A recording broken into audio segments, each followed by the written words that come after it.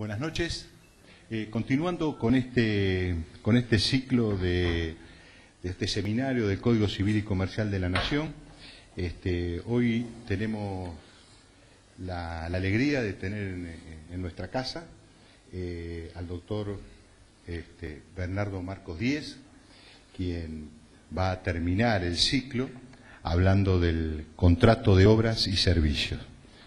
Va a tocar el tema de su concepto, las incorporaciones producidas en el Código Civil y Comercial, los elementos del contrato, sus caracteres, independencia y gratuidad, tipos de contratación, vicios. Ese es el tema que él va a abordar. El joven colega que hoy tenemos el honor de tener en nuestra institución es abogado, está en el Poder Judicial, es auxiliar letrado itinerante, ha ganado concurso para juez, también tiene experiencia docente porque es profesor en la Universidad Nacional de Mar del Plata y también docente en la carrera de martillero. Y pese a su juventud, ha tenido varias publicaciones, inclinados algunas en derecho procesal, otras inclinadas al derecho de marcas, porque trabaja o es integrante de la Cátedra de Derecho Económico, del Instituto de Derecho Económico de la Facultad de Derecho, y también ha escrito un artículo muy interesante en la revista jurídica La Ley sobre el daño punitivo, sí, que es muy buen artículo. Bueno, y hoy ha tenido la gentileza de venir a colaborar con nosotros desinteresadamente a conversar estos temas. Yo le pregunté recién a Bernardo cómo quería ser el tema y él me manifestó que no tiene ningún inconveniente en responder las preguntas que ustedes le vayan haciendo a medida que él vaya exponiendo. ¿Estamos de acuerdo? El periodo de charla él piensa hacerlo a más tardar hasta las 20, pero si hay preguntas no tiene ningún inconveniente en seguir respondiendo las mismas. Quien les habla, 7:30, 8 menos cuarto me debo retirar porque tengo que ir a dar clase a la facultad, así que, pero seguimos con ese sistema. Él expone y ustedes si quieren hacer la pregunta la hacen y se conversa. ¿Entendido? Bueno, te agradezco mucho que hayas venido y te dejo el uso de la palabra. No, gracias. ¿Se escucha bien?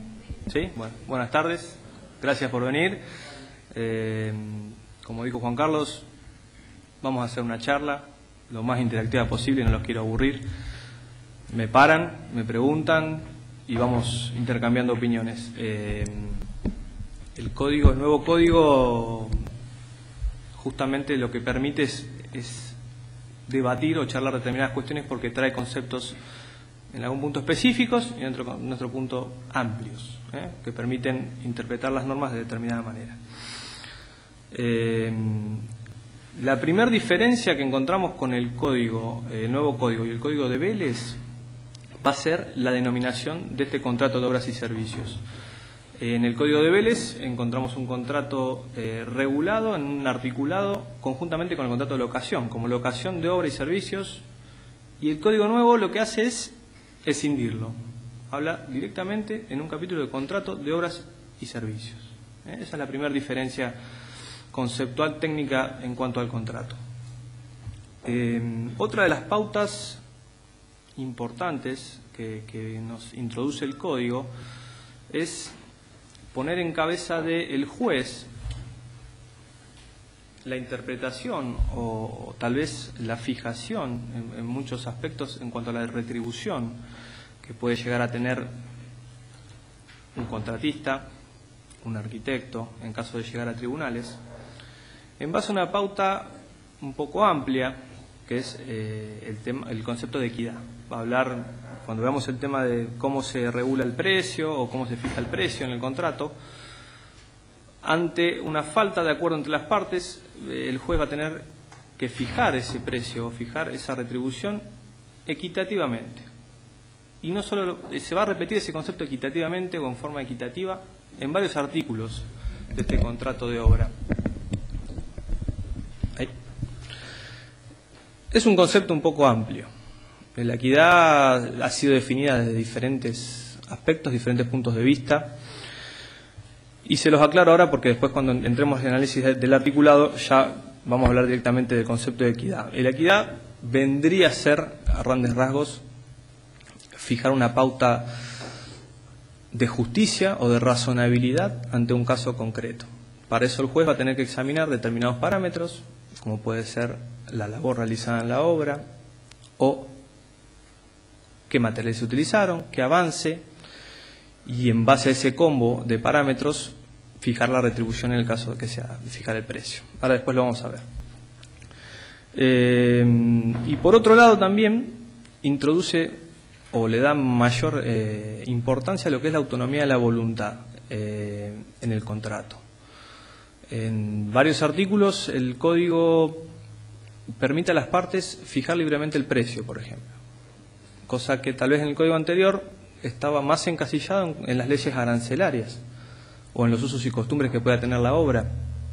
Ahora el código le da mucha importancia a lo que las partes en ese contrato pacten. Eso a grandes rasgos en cuanto a por ahí los principios generales o los principales puntos de interés que incorpora este código en lo genérico del contrato. En el artículo 1251 del código se va a definir lo que es el contrato de obra y servicio. Se los leo y lo vamos analizando. El contrato de locación se define, hay contrato de obra o de servicios cuando una persona, según el caso el contratista o el prestador de servicios, actuando independientemente, se obliga a favor de la otra, llamada comitente, a realizar una obra material o intelectual o a proveer un servicio mediante una retribución. El contrato es gratuito si las partes así lo pactan o cuando, de las circunstancias del caso, pueda presumirse la intención de beneficiar. A pesar de que en el artículo se define el contrato de obra y servicio, hay que escindirlo. Por un lado el contrato de obra, por otro lado el contrato de servicio. ¿Cuándo vamos a estar frente a un contrato de obra? La pauta interpretativa que brinda el código en el artículo siguiente, que es el 1252, va a decir, en caso de duda, va a haber un contrato de obra cuando lo que se busca es realizar una actividad, hacer una obra, justamente, que es obtener un resultado, y ese resultado sea eficaz. Esa es la principal pauta de interpretación o de diferenciación entre el contrato de obra y el de servicios. En el de servicios nos vamos a encontrar con una actividad, con una obligación de hacer, pero no se va a exigir esa eficacia en el resultado.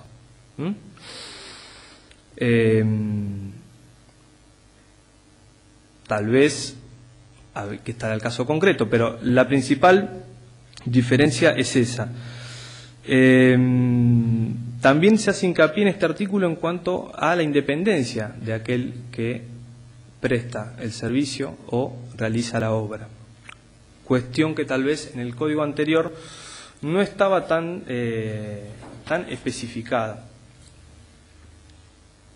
Me marqué acá algunos puntos en cuanto para tener en claro, además de este objeto o de esta finalidad o eficacia que tiene el contrato de obra frente al contrato de servicios.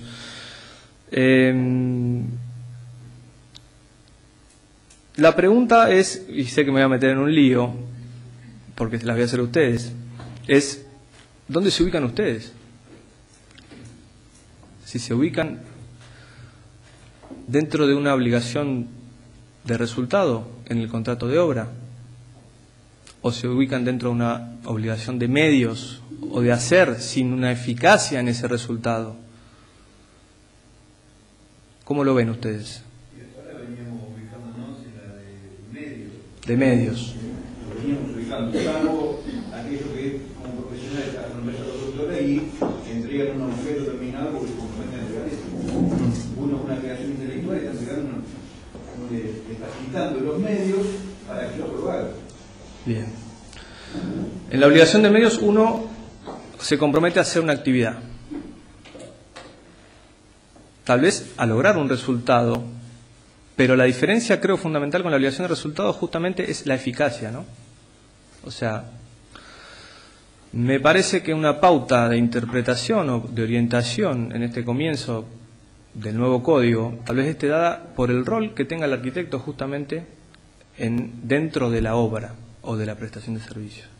El arquitecto, como ustedes mejor saben que yo, puede ocupar un rol como proyectista, como director de obra o como ejecutor de la obra, ¿verdad? Entonces, ¿qué? Bueno, en realidad no. No puede ser director y ejecutar porque se tiene que controlar de uno a otro. Sí puede ser proyectista. Sí puede ser proyectista y director. Ahora, ¿qué pasa si el proyectista viene el comitente y le dice, bueno, dice, hacemos la obra de esta manera, sí, yo tengo los planos, perfecto, hacen los planos, todo, y la obra tiene un vicio o un defecto? ¿Cómo juega el arquitecto ahí? ¿Prometió un resultado? Un vicio aparente, un vicio oculto, el que sea, no importa, genérico. Después nos metemos en la diferencia. Bueno, esa es la diferencia, me parece, para interpretar justamente si es una obligación de medio o de resultado, lo que se le puede exigir al arquitecto. Tal vez si solo proyecta, sea una obligación de medios. Si va más allá de eso y tiene que ver con nosotros, ya hablamos de una obligación de resultado, tal vez. Sí. ¿Y cuál es entonces la función del director de obra para ustedes? Controlar que se ejecute la obra en función de los resultados. ¿Y eso no tendría incidencia con el resultado? Ahí está la discusión. Ahí está la discusión. Me gusta escuchar la opinión de ustedes, a ver qué opinan, porque es discutible. Una preguntita. En la dirección técnica pareciera que es muy claro que lo que se presta es un servicio, porque en realidad se generan, digamos, inspecciones de obra donde se controla, como bien decía la colega, que lo que se está construyendo por otra figura, sea un representante técnico, una empresa constructora o algún constructor, digamos que responda al proyecto. Bueno, mi pregunta es anterior, es decir, la concepción de obra. Sí. Una cosa es la cosa material, esta, la construida y toda esta historia, y lo que yo me pregunto es si un proyecto terminado, si toda la documentación técnica de un proyecto determinado de acuerdo a las normas, y agreguémosle si se quiere aprobado por el municipio que corresponda, si no es una obra. Pregunto, no estoy hablando de la dirección, estoy hablando del proyectista. No, yo pregunto esto me parece que tiene que ver con una obra intelectual tal vez, y la otra es una obra material. Y que la eficacia tiene que ver para con mí, lo que alcanza la obra intelectual como la obra material, porque si usted hace un proyecto, por ejemplo, que resulta que no es aprobado o tiene alguna dificultad de alguna naturaleza, digamos, se convertiría, digamos, en un proyecto no eficaz, por ejemplo. Exacto. Y a su vez lo pregunto esto también porque me gustaría saber si tiene que ver con esto o si está previsto más adelante, es que antiguamente en el Código Civil estaba el derecho de retención que alcanzaba a aquellos que ejecutaban la cosa material, que ante la falta de pago podían retener, digamos, las cosas hasta tanto le fuera subsanado el tema del pago. Y lo que yo siempre me pregunté es por qué nosotros, como algo así como los hijos de la pavota, en este tipo, digamos, de relaciones, no podíamos obtener ese derecho, digamos, de retención con una obra que hicimos, que es una obra, póngale, sí, intelectual, que es eficaz, sí, porque está aprobada y cosas por el estilo. ¿Qué pasa con Me eso? parece que el derecho de retención no está previsto específicamente para lo que es el contrato de obra y servicio. Creo que en el caso de la obra intelectual o proyecto no sería aplicable. Sí en el caso de la obra material, para el constructor, si no se le paga, retener hasta que se le pague. Pero es una interpretación, no está específicamente previsto en este código, para el contrato de obra y servicio. Pero puede ser, por ejemplo, es decir, una tarea de proyecto, ¿qué es? ¿Contrato de qué? Para mí un proyecto es una obra intelectual. ¿Contrato de qué? ¿De obra? Contrato de... O obras y servicios. Para mí de obra, si es una obra intelectual, lo que se hace es un proyecto, es eso. El servicio estaría prestado tal vez para quien lo contrate, pero en realidad es un contrato de obra intelectual, para mí. Lo que sucede, Luis, es que, ya vemos, en 1251, que es la definición que leyó Bernardo, para mí igualan lo que no es igual. No es lo mismo un prestador intelectual que el constructor.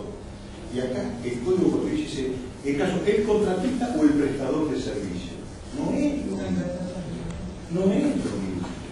Pero por eso acá iguala lo que no tiene que igualar. Y de ahí después se infieren otra serie de conclusiones y otra serie de circunstancias. O sea, a mí, en mi concepto. Entonces, esta situación está igualando a quién? Al proyectista, claro, al director de obra por contrato separado, al representante técnico con el constructor. Exacto. Y es de la esencia del laburo de ustedes, no es del laburo de ustedes, es esencial que, ¿por qué se le exige al contratista que tenga un representante técnico, que tiene que ser arquitecto? Porque vos como director de obra, arquitecto, que tenés una carrera universitaria, le tenés que dar las órdenes a un tipo de contratista, pues cualquiera, le tenés que dar las órdenes, y para que te entienda las órdenes que vos tenés que tener un arquitecto que actúe como representante técnico. Con eso todos ustedes lo manejan, pero esa es la acá es lógico, acá iguala, ¿viste? O sea, como iguala, bueno, el doctor da su opinión y explica correctamente lo que él infiere de la lectura. Yo parto de la base de que confunde esos conceptos. Vamos a ver qué dicen los jueces. O sea, en realidad, lo que dice el doctor es lo que dice Bernardo. Lo que dice Bernardo es lo que dicen los jueces. O sea, los jueces dicen que la obligación de ustedes es el resultado. Y en cuanto a conferencia o charla o jurídica van a poner cosas. Ponen como ejemplo de la del medio, ¿cuál? La nuestra y la de los médicos. Y como la del resultado, la del arquitecto. Por eso bien dice, y vemos dónde está parado. Y ahí vemos que bueno. Depende de la posición donde esté el arquitecto. Pero el tema del honorario, por ejemplo, el proyectista entonces si no se le paga, ¿no tiene derecho a retener la obra o nada? En principio no, creo que no. O sea, está el contratista sí puede retener la obra. El contratista sí puede. En eso, o sea, FOTA en su tratado de la locación de obra, cuando trata el tema le reconoce al proyectista la posibilidad de no entregar los planos si no le pagan. Pero ya los entregó, si no, por eso, si ya los entregó, ya lo entregó, no hay derecho a retención. No hay derecho a retención. Si no lo entregaste, ya está. No se lo entrega hasta que no te pague. No te olvides también que el director de obra, ¿qué tiene? La tenencia de la obra. Exacto. Porque vos, bueno, no, está bien, no, es cierto. En la práctica es cierto, no, en la teoría. Tenés razón, Luis. En la teoría. ¿Qué tenés? Vos tenés la llave, hasta el punto que si a mí no me da la llave, yo me puedo desligar profesionalmente. Viejo, no me diste la llave, me voy. Entonces yo puedo decir, bueno, yo tengo la llave, si no me pagan, te entrego la llave de la casa. En teoría. No, está perfecto, no, sí, todas las opiniones. ¿Puede ser la diferencia en la forma de pago? Uno se paga por un objeto y el otro se paga por un trabajo. Por la eficacia. No, es la eficacia lo que hace a... ¿Podés explicar lo que tenés por eficacia? Eficacia para mí es un término vago, ambiguo, pero en lo que es la obra, si yo hablo de eficacia, tengo un plano y yo proyecté una obra determinada. La obra tiene que estar de acuerdo al plano y funcionar correctamente a lo que yo pretendí cuando contraté. Eso tiene que estar especificado también en el contrato. Y eso es muy ambiguo, porque puede estar bien para mí, puede estar bien. No, pero yo soy el que contrata como comitente con un proyectista, con un director de obra o con un constructor. Y yo le digo lo que quiero. Más allá de que el contrato, en cuanto a las formas, puede ser verbal o escrito, yo a vos te digo cómo quiero la casa, por ejemplo. Y con qué materiales. Eso se pacta al principio, o se va viendo en el caso que haya que hacer algo más en el transcurso de la obra. La eficacia creo que va en eso, a la funcionalidad y a la estructura de la obra, que yo quiero. La eficacia también va en cuanto a que la instalación eléctrica funcione bien, o que los sanitarios también funcionen correctamente. Eso es algo eficaz. Lo contrario sería ineficaz, si lo definimos a contrario.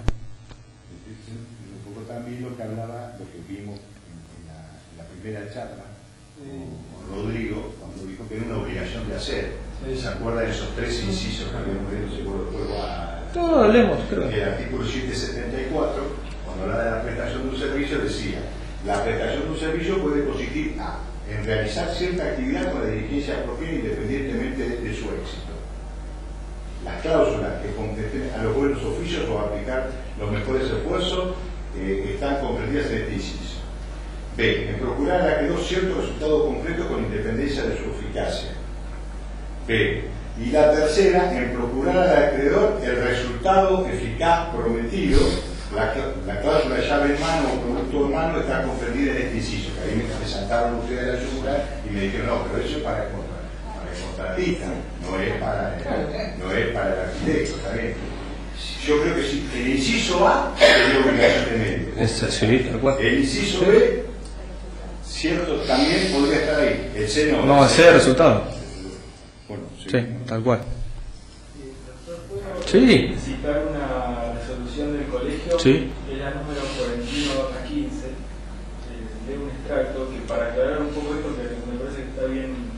Dale. Dice que el desempeño de las tareas a cargo de los arquitectos, cuando actúan como profesionales liberales, retribuidas mediante honorarios, es ajeno a la predación de los riesgos y la obtención de los beneficios de naturaleza empresarial, y por ende en su ejercicio se comprometen siempre a responsabilidades caracterizadas por factores de atribución subjetivos, materializadas en obligaciones de medio. Y cita un juicio Bustamante contra otros daños que a mayor abundamiento cabe destacar que este cargo mediante entiende que no es posible prometer un resultado al asumir los roles de proyectista, director de obra, en cualquiera de sus modalidades, y el representante técnico, entre otras razones porque quienes se encargan de tales funciones no poseen poder coercitivo alguno sobre los demás agentes del proceso constructivo, que sería el contratista, sí. Ni aun cuando, como excepción, el comitente apodera al director de obra con ese objetivo, ya que por principio el mandatario nunca puede hacer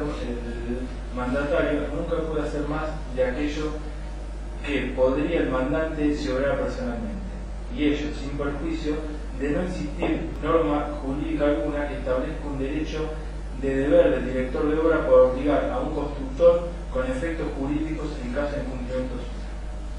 Que contrariamente a cuando ocurre en el desempeño de los roles de obra precitados, proyectista, director de obra, representante técnico, en el ejercicio de la actividad propia de un empresario constructor se distinguen las siguientes notas características.